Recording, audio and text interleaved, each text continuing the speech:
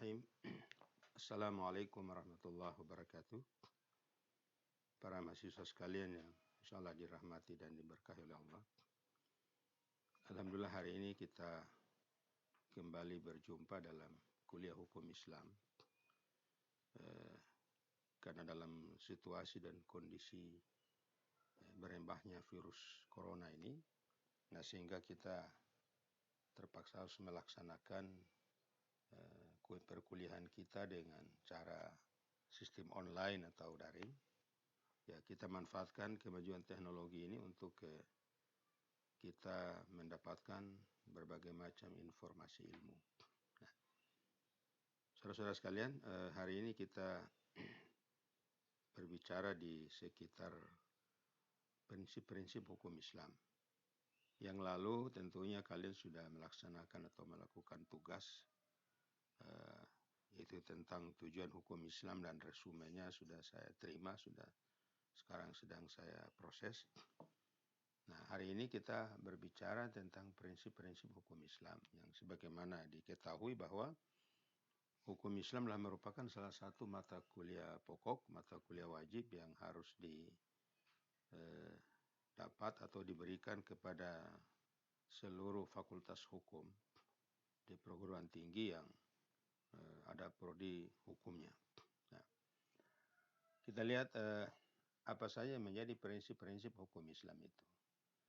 Nah, kalau kita lihat bahwa prinsip-prinsip atau dikatakan dalam istilah hukum Islam itu atau dalam literatur hukum Islam itu yang disebut dengan al-mabda, adalah landasan yang menjadi titik tolak atau pedoman bagi pemikiran, kefilsafatan, dan pembinaan hukum Islam.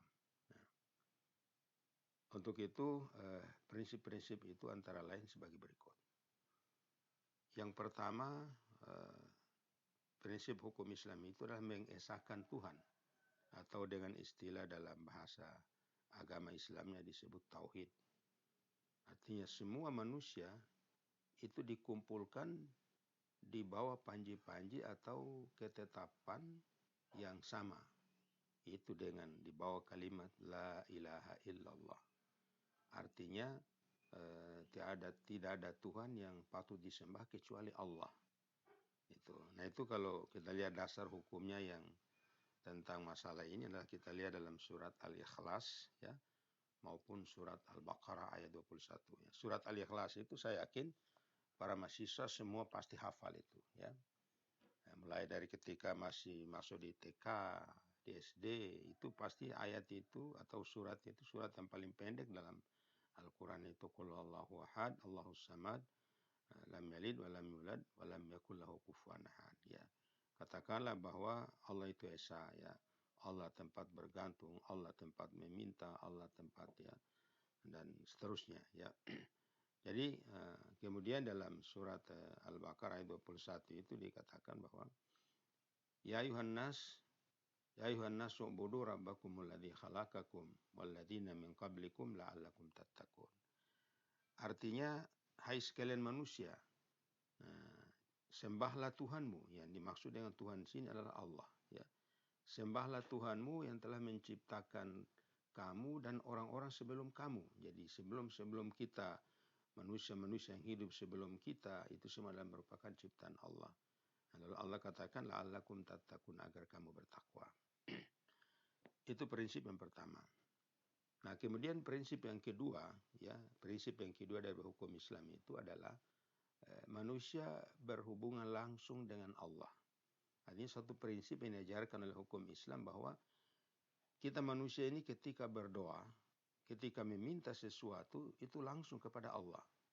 Jangan kita berdoa melalui benda-benda lain. Nah, itu tidak boleh. Nah, itu. Maka dalam prinsip hukum Islam salah satu dasar hukum Islam itu pedoman pemikiran kefilsafatan dalam pembinaan hukum Islam yang kedua itu adalah manusia itu berhubungan langsung dengan Allah ya. Nah, ini kita lihat dalam Al-Quran dalam surat Al-Baqarah ayat 186. Nah, itu dijelaskan bahwa wa idza sa'alaka ibadi anni fa inni qarib ujibu da'watad da'i idza da'an falyastajibu li wal yu'minu bi la'allahum yarshudun. apabila orang bertanya kepadamu wahai Muhammad tentang aku, maka katakanlah bahwa aku dekat, ya. Aku dekat dan aku akan selalu mengabulkan permohonan atau doa bagi siapa saja yang meminta atau berdoa kepadaku, ya. Jadi wa idza salaka ibadi anni fa inni qarib ujibu da'watad da'i idza da'an falyastajibu li wal yu'minu bi la'allahum yarsyudun. Ya. Jadi itu dasar prinsip daripada hukum Islam kedua, bahwa manusia itu harus berhubungan, berkomunikasi langsung dengan Allah. Nah, dalam melaksanakan ibadah, berdoa, meminta agar diberikan kesehatan, keafiatan, keselamatan, ya. Apalagi sekarang ini Majelis Ulama menganjurkan supaya kita setiap waktu, setiap saat itu dalam setiap salat 5 waktu itu pada rakaat terakhir kita ikuti dengan doa kunut nazilah. Nah, kita minta agar dijauhkan dari segala macam bala, bencana, malapetaka ini segera diangkat oleh Allah Subhanahu wa taala. Itulah prinsip bahwa kita harus berhubungan langsung. Tidak boleh melalui, ada orang kadang-kadang mau berdoa meminta sesuatu lalu lewat pohon besar, lewat tempat-tempat yang dianggap keramat, tidak boleh. Itu berarti namanya syirik, ya. Nah, kemudian yang ketiga, prinsip hukum Islam ketiga adalah keadilan bagi manusia, ya, baik terhadap diri sendiri, ya, maupun terhadap orang lain. Nah, jadi kita berusaha untuk menjadi orang yang adil terhadap diri kita sendiri maupun kepada orang lain. Nah, jadi ini suatu prinsip yang memang harus diperhatikan oleh setiap orang, ya. Bahwa sesungguhnya salah satu prinsip daripada hukum Islam itu adalah menegakkan prinsip keadilan. Nah, keadilan di situ baik terhadap diri sendiri maupun terhadap orang lain atau terhadap keluarga kita sendiri sekalipun. Nah, itu dasarnya. Coba para mahasiswa lihat di surat An-Nisa ayat 135. Nah, di situ Allah katakan begini, ya ayyuhalladzina amanu kunu qawwamina bil qisti syuhada'an lillahi walau ala anfusikum. Jadi hai orang-orang beriman, hendaklah kamu menegakkan keadilan. Kemudian menjadi saksi, jadi saksi yang benar, yang adil, walaupun terhadap dirimu sendiri, ya, dan juga terhadap karib kerabatmu, antaranya kepada kedua orang tuamu, ya, kepada ahli kerabatmu, kepada keluargamu, dan lain sebagainya. Jadi inilah satu prinsip bahwa Islam itu dalam hal penegakan keadilan tidak memandang siapapun. Bahkan di dalam salah satu hadis Rasulullah pernah menegaskan bahwa apabila putriku yang tercinta Siti Fatimah Az-Zahra mencuri, maka akan aku potong tangannya sendiri. Bayangkan itu. Jadi makanya ini satu prinsip keadilan yang memang langsung ditegakkan dalam Islam, ya. Nah, kemudian yang keempat adalah persamaan di antara umat manusia. Artinya satu prinsip dalam hukum Islam itu bahwa antara manusia dengan manusia lain itu tidak ada bedanya, tidak ada perbedaannya. Yang bedakan itu hanya apa? Takwa. Itu coba Anda lihat, diperiksa di surat Al-Hujurat ayat 13. Ya ayuhan nas inna khalaqnakum min dzakari wa unsa wa ja'alnakum syu'uban wa qabaila lita'arafu inna akramakum indallahi atqakum. Nah, hai sekalian manusia. Jadi Al-Quran menyerukan kepada seluruh manusia. Hai sekalian manusia, sungguhnya kami menciptakan kamu dari seorang lelaki dan seorang perempuan. Ya, berasal dari seorang laki-laki dan seorang perempuan. Kemudian wa ja'alnakum syu'uban wa qabaila lita'arafu. Kemudian kami menjadikan kamu berbangsa-bangsa dan bersuku-suku, ya.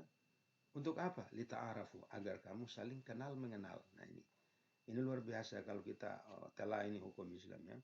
Jadi lita'arafu, agar kamu saling kenal mengenal. Nah, kemudian pada akhirat itu Allah katakan bahwa inna akramakum indallahi atqakum. Sesungguhnya yang paling mulia di antara kamu di sisi Allah itu hanyalah orang-orang yang paling bertakwa di antara kamu. Jadi soal kedudukan dan jabatan itu tidak ada, ya. Kedudukan maupun jabatan itu tidak bisa membedakan manusia itu diukur dari jabatan maupun status sosial. Jadi semuanya sama di hadapan Allah, di hadapan Tuhan, kecuali yang membedakan adalah derajat dan kualitas takwanya. Ya. Selanjutnya, pada poin yang kelima adalah kemerdekaan atau kebebasan seseorang. Jadi manusia itu sebenarnya dalam pandangan hukum Islam, dalam pandangan Al-Quran, bahwa sejak dia lahir di dunia, dia adalah manusia yang merdeka. Nah, jadi oleh sebab itu maka tidak bisa seseorang itu memaksakan kehendaknya kepada orang lain. Nah, sampai kepada masalah memilih agama dalam beragama atau tidak pun, itu Islam atau hukum Islam itu memberikan kebebasan kepada manusia. Nah, kita lihat di dalam Al-Quran surat Al-Baqarah 256. Ya, di sana dikatakan begini bahwa la ikraha fid din. Nah, tidak ada paksaan untuk memeluk agama Islam. Artinya bahwa untuk memeluk satu agama itu kita tidak bisa memaksakan kepada orang lain. Nah, begitu juga dalam Al-Quran juga surat Al-Kafirun, saya yakin juga para mahasiswa juga sudah banyak hafal itu. Qul ya ayyuhal kafirun dan seterusnya. Itu katakanlah bahwa kepada orang kafir, hai Muhammad, bahwa aku tidak akan menyembah orang apa yang kamu sembah, dan sebaliknya kamu juga tidak akan menjadi penyembah apa yang aku sembah. Dan pada surat itu diakhiri dengan lakum dinukum waliyadin. Artinya bagimu agamamu dan bagiku agamaku. Nah, kemudian yang berikutnya adalah amar ma'ruf nahi mungkar. Nah, ini salah satu prinsip daripada hukum Islam, yaitu perintah kepada kebaikan dan mencegah segala bentuk kemungkaran. Nah, ini dasarnya dalam surat Ali Imran ayat 110. Nah, di sana Allah katakan bahwa kuntum khaira ummat ukhrijat linnas ta'muruna bil ma'ruf wa tanhauna 'anil munkar. Artinya kamu adalah sebaik-baik umat karena kamu dilahirkan untuk manusia. Artinya kamu diberikan tugas untuk memberikan manfaat kepada sesama manusia. Jadi kita manusia ini lahir di dunia ini dihadirkan oleh Allah. Nah, tentunya untuk saling memberikan manfaat kepada orang lain. Ya, maka dalam salah satu hadis Nabi mengatakan begini. Khairun nas anfahum linnas. Manusia yang paling baik adalah manusia yang paling banyak memberi kemanfaatnya kepada manusia lain. Nah, itu. Jadi oleh sebab itu makanya kemudian yang berikutnya adalah nahi mungkar. Artinya kita punya tugas juga untuk mencegah segala bentuk-bentuk kemungkaran. Apalagi kalian nanti insya Allah akan menjadi seorang ahli hukum, tentunya praktisi hukum, apakah hakim, jaksa, ataupun penasihat hukum, dan lain sebagainya. Nah, tentunya kita harus rasa peduli terhadap berbagai macam kejahatan yang terjadi di sekitar kita.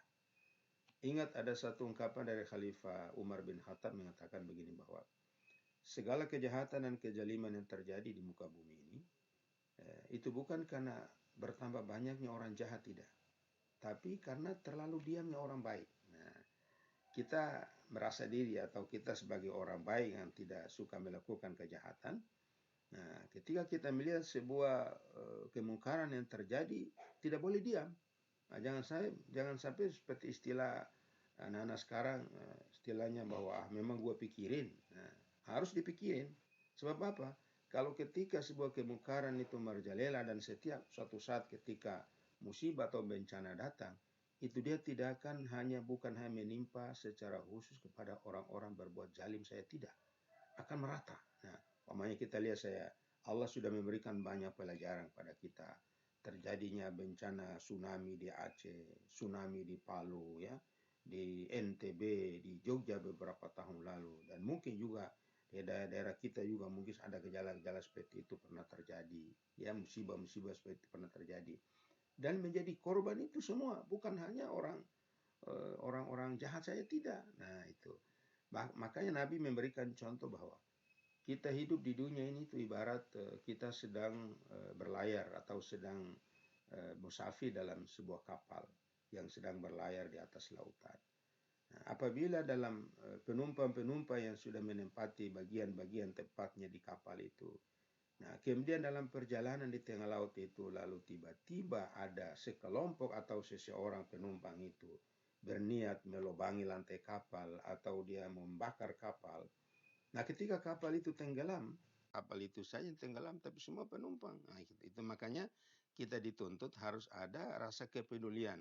Terjadi kejahatan, terjadi kemungkaran harus kita cegah. Sehingga kejahatan dan kemungkaran itu dia tidak merajalela, tidak meluas kemana-mana.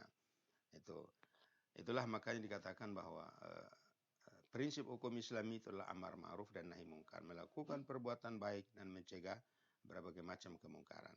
Nah, kemudian yang ketujuh, prinsip hukum Islam itu adalah saling tolong-menolong. Nah, artinya bahwa kita hidup di dunia ini kan sebagai istilahnya orang bilang, istilahnya zon politikan. Manusia itu adalah zon politikan. Itu seorang ahli pendidikan mengatakan itu bahwa manusia adalah zon politik, artinya makhluk sosial yang tentunya dalam kehidupan ini tidak bisa hidup sendiri. Dia harus membutuhkan bantuan orang lain, ya. Saya berikan contoh, kita membutuhkan satu lembar baju saja, saya yakin kita butuh banyak orang, mulai dari petani kapasnya sampai kepada karyawan di pabrik tekstil, kemudian buruh di kapal, buruh tukang jahit. Pokoknya satu lembar kain saja untuk kita butuhkan untuk menjadi baju atau celana, banyak orang kita butuhkan. Nah ini, maka dalam Al-Quran itu ada surat Al-Maidah ayat 2, Allah katakan begini, wa ta'awanu 'alal birri wat taqwa wa la ta'awanu 'alal itsmi wal udwan. Jadi bertolong-tolonganlah kamu atau bantu-membantulah kamu dalam hal kebaikan dan takwa, tapi jangan kamu tolong-menolong dalam hal dosa dan permusuhan. Ini artinya bahwa hukum Islam itu prinsipnya adalah saling tolong-menolong tapi dalam hal kebaikan. Tidak boleh kita tolong-menolong tapi dalam hal kejahatan juga kita sapu rata, tidak boleh. Pamannya ada teman melakukan sebuah kejahatan, ya, biar saya bantu supaya cepat selesai kejahatan, tidak boleh, ya. Nah, itu berarti kita sengaja melibatkan diri dalam sebuah kejahatan, ya. Lalu yang kedelapan, prinsip hukum Islam itu adalah toleransi. Toleran artinya sikap saling menghormati, ya. Saling menghormati antara satu dan lain. Kita manusia ini adalah makhluk Tuhan. Nabi pernah memberikan contoh begini. Pada satu ketika beliau bersama para sahabat duduk dalam satu majelis, tiba-tiba ada jenazah lewat. Lalu Nabi memerintahkan semua para sahabat berdiri. Berdiri untuk menghormati jenazah yang lewat itu. Nah, lalu para sahabat setelah jenazah sudah lewat, lalu para sahabat mengatakan begini, ya Rasulullah, yang lewat tadi adalah orang Yahudi. Kenapa engkau memerintahkan kami untuk berdiri menghormati dia? Lalu Nabi mengatakan, apakah dia orang Yahudi? Terus dia bukan manusia. Nah itu artinya bahwa walaupun agama apapun, yang penting asal ada namanya manusia, berarti kita harus saling menghormati, toleran, ya.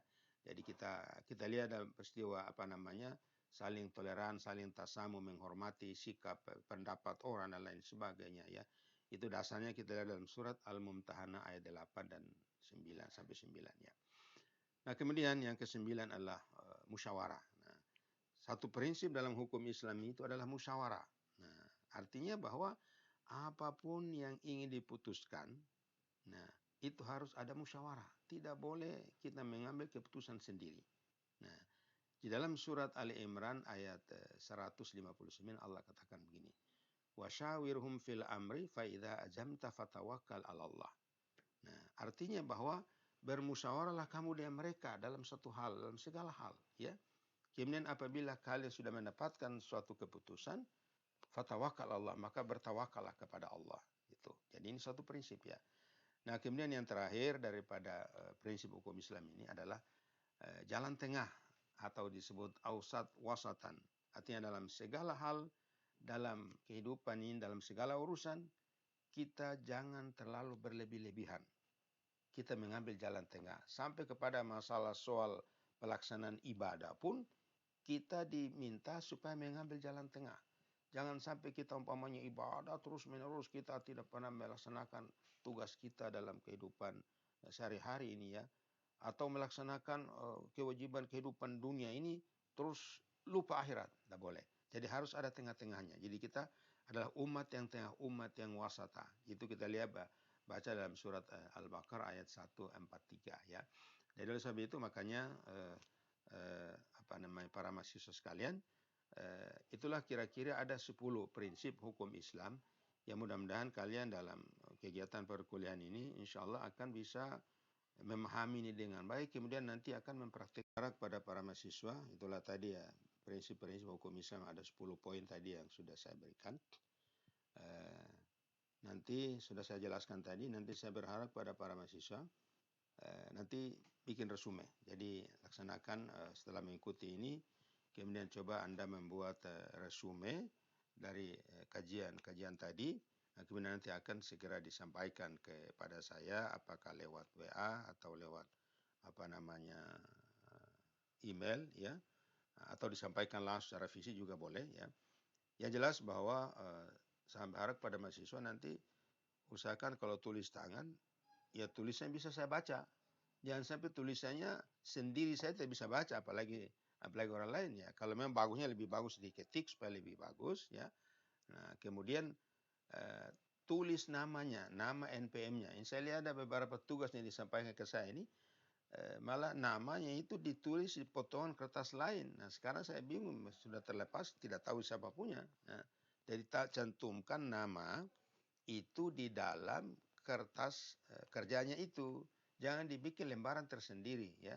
Jadi saya kira itu mudah-mudahan dengan kuliah singkat ini akan bermanfaat bagi kalian di dalam menimba ilmu di Fakultas Hukum ini. Saya berdoa semoga kita semua diberikan kesehatan dan keafiatan oleh Allah Subhanahu wa taala. Kemudian mudah-mudahan musibah berupa virus atau makhluk yang namanya virus corona ini segera diangkat, pulang ke kampungnya supaya kita nyaman dalam melaksanakan berbagai macam aktivitas. Terima kasih. Assalamualaikum warahmatullahi wabarakatuh.